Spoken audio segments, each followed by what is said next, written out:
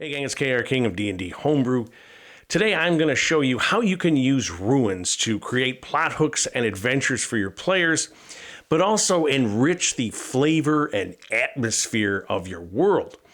I've loved ruins since I was a little kid, a lot of us have, and we see how often they've been used in fantasy novels, in movies and whatnot. The Tower of Amonsul on Weathertop in Lord of the Rings, the ruined castle of Dol Guldur in The Hobbit. Notice you don't say Dol Guldur, you say Dol Guldur. And the ruined city of Old Giz in Game of Thrones. And in each case, they remain a place of mystery and conflict, and a reminder of some distant age which influences the present. And in a gameplay environment, they're an excellent place for combat within the ruins, but also a gateway to undiscovered areas, say underneath them, or even to another plane. The key to using ruins effectively is to have a clear idea of why they are there and why they've been abandoned, right? Who built them and why, and what happened such that they've been abandoned.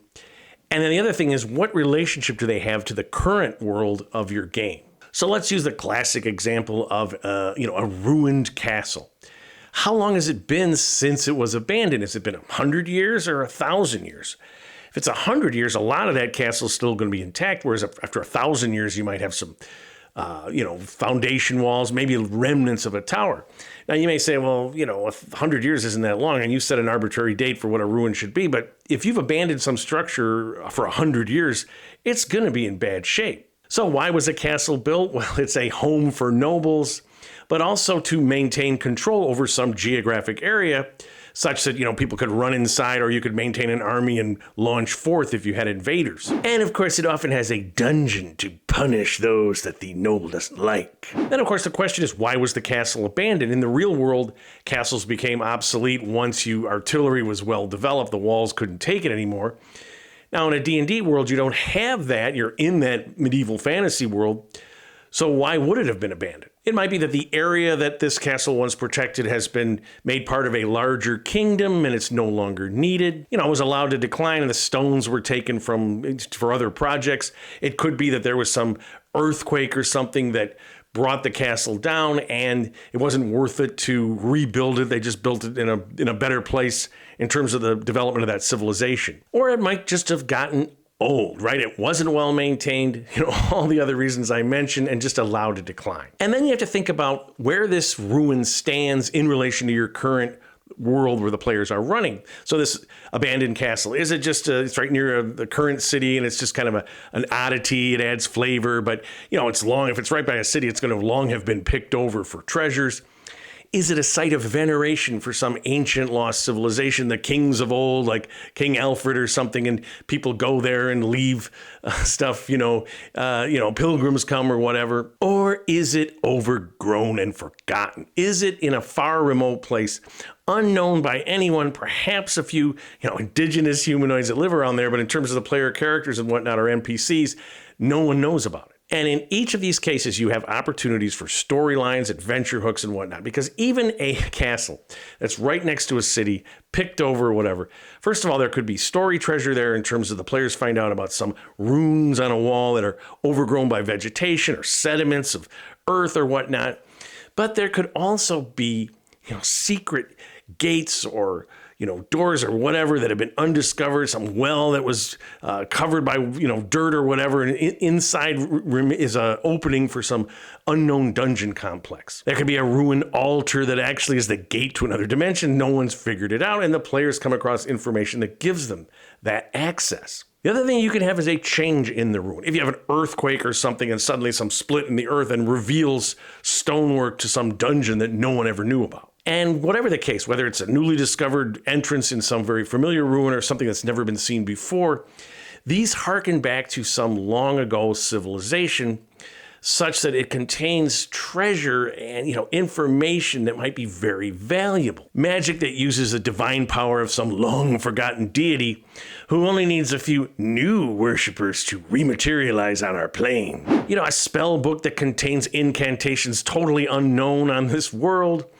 or, magic items of some power that is just unknown. Because when you see a great ruin, I was in Segovia, Spain, and saw the famous Roman aqueducts that are still there. In fact, they were used until 1973. And you're struck by the immensity and the grand achievement of this ancient civilization. This thing was state of the art for like 1,000 years after it was built. And this is the thing. Think about creating ruins in your world that harken back to a more advanced civilization than the one that exists now, some lost golden age. And this will inspire your players. If there's some well-known ruin of some civilization that was advanced or whatever, it's going to spur them on to go to the remote areas and find unlooted, undiscovered things, because they know this treasure is going to be super valuable. A classic for this is the ruined city. In the RPG world, Atlantis is real, right? Now, of course, if it was, submerged by some earthquake and it's underwater, it might have been taken over by Saugon or an aboleth or something, but you get the point. And typically a city that's abandoned is just going to be foundation walls or whatnot, although you could have a burning desert environment where the walls are very preserved. Or you could have some magic, let's say that's cursed city and the people all left and the evil magic somehow keeps it intact. But when you think about a remote ruined city in terms of discovering it, what the passage of time would do. When Hiram Bingham discovered Machu Picchu in 1911, it was completely overgrown with vegetation that had to be cleared away to see it. Now, I say discovered by Hiram Bingham because the indigenous people around there knew about this city for centuries. Now think about the discovery of Machu Picchu in an RPG setting. If the player characters are the first in hundreds of years, the first humanoids to set their sights, or 1,000 years on this city, what treasures, what discoveries are they going to make?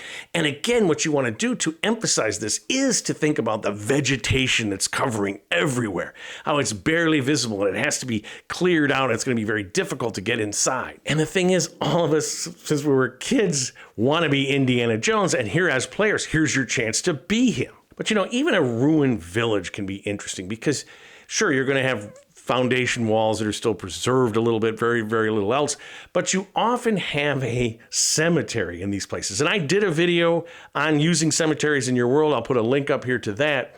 But these are places where, strange things can happen in an RPG world, because ghosts are often tied to an area such that, the first humanoids to stumble upon this cemetery, they're going to be hungry for that life force, which they both despise and desire. But of course, you don't have to use ghosts in this situation, just like a monster stat block that the players have to fight.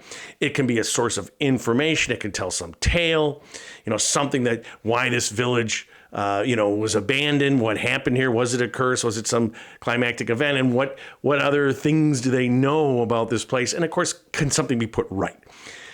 Because the creepy thing about a cemetery, as I've said, if you've got some plague as the reason the city, fell apart, everyone ran off, whether it's a natural plague or magical, you're going to see this in the gravestones, everybody within a few months of each other, and, little kids as well as old people. Because in each case with a ruin, let's say an abandoned city, you're always asking yourself, well, what brought about the decline? Was it economic? Did the city was no longer on a trade route and it wasn't economic to go there? They just bypassed it.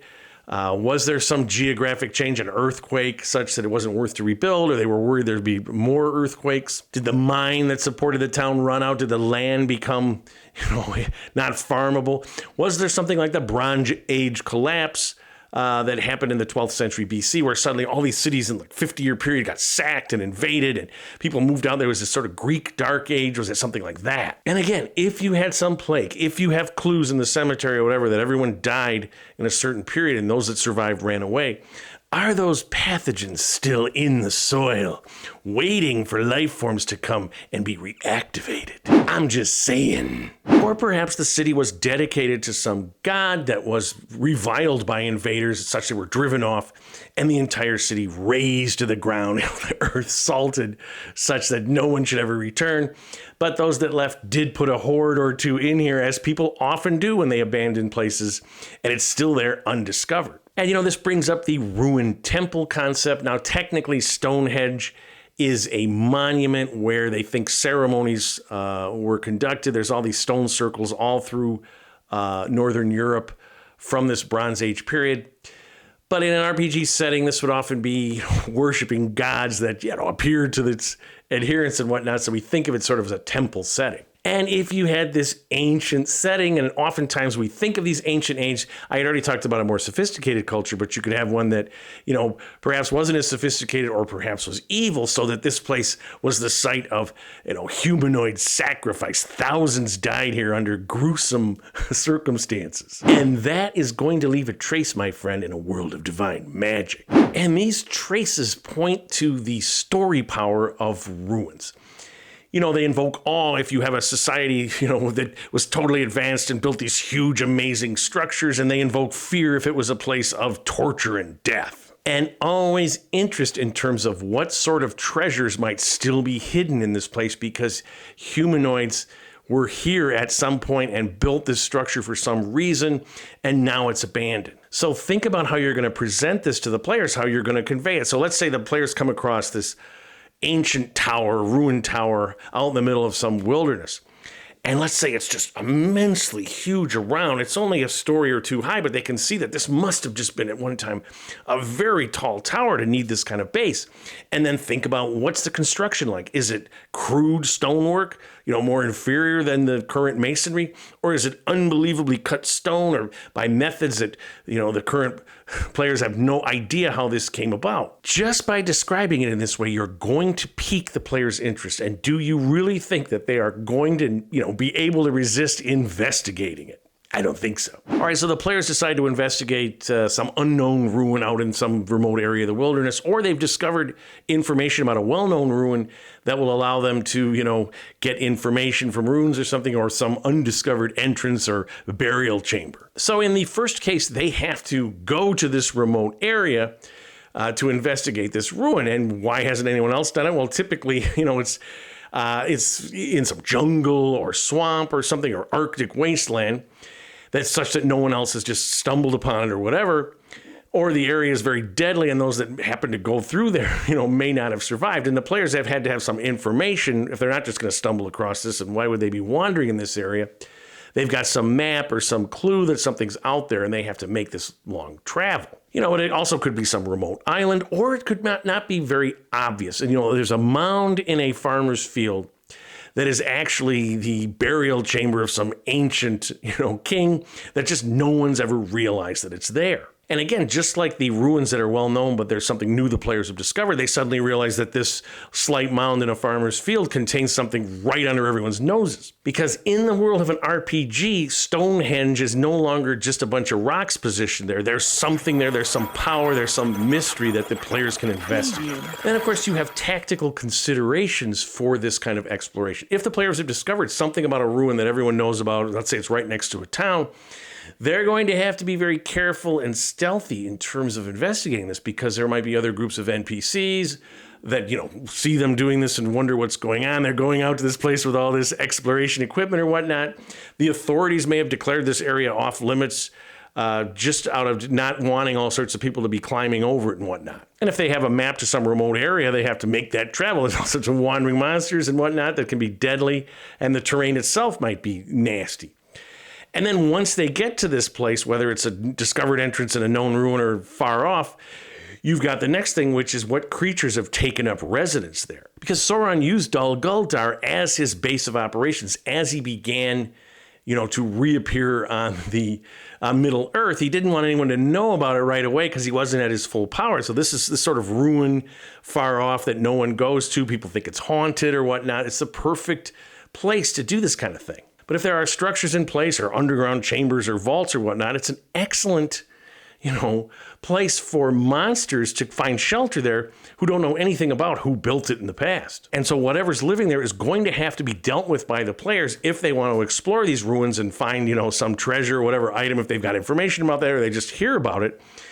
They're going to have to deal with it, and then they're going to have to deal with, if there's any remnants of, the magic or whatever that once dwelled there. And this brings us to the practical current day implications of ruins, which is they really provide an excellent tactical site for all sorts of, exploration and combat for the player characters. You might have walls and towers that still ringed the courtyard of a ruined keep. You might have wooden floors in those towers that are, super rotted. They'll fall down the minute anyone happens to step upon them. Within the, courtyard itself, you've got difficult terrain. You've got all sorts of stonework that's fallen down or statuary. It's super overgrown with vegetation. It's all difficult terrain. Because don't assume the area, inside the keep of a ruined tower is all cleared. In fact, it not only would it be difficult terrain, but if it's some sort of curse or something, the vegetation could have been influenced by that curse, all sorts of, blight vines and whatnot. And hence you could have like an evil druid or a cultist who are drawn to this area because of this curse, and they, keep that vegetation going in order to keep out intruders. And a ruined village, the cemetery, the stones may have fallen down. They're covered up by vegetation. The players don't even realize they're walking through this cemetery until the undead feel the life presence and emerge. Because here's the thing. It wasn't a coincidence that the Nazgul confronted the hobbits and Aragorn at Amon Sul. This had at one time been a fortress where these ancient kings held court. It contained dim memories of the life that they lost through their corruption. Memories that both, they despise and they, lament over. That's the power of ruins. They contain memories that there are still creatures that could walk the earth in a fantasy game, and still have. And you have powers that don't fade away after years of neglect and abandonment. And that's why ruins are something that you can use to make your world more interesting for your players. And if you like what you've seen, please subscribe to my channel. I'm always looking for more. Leave some comments. I love to read them and to respond. But most importantly, keep playing an RPG game, whichever one you choose, and tell somebody else about it.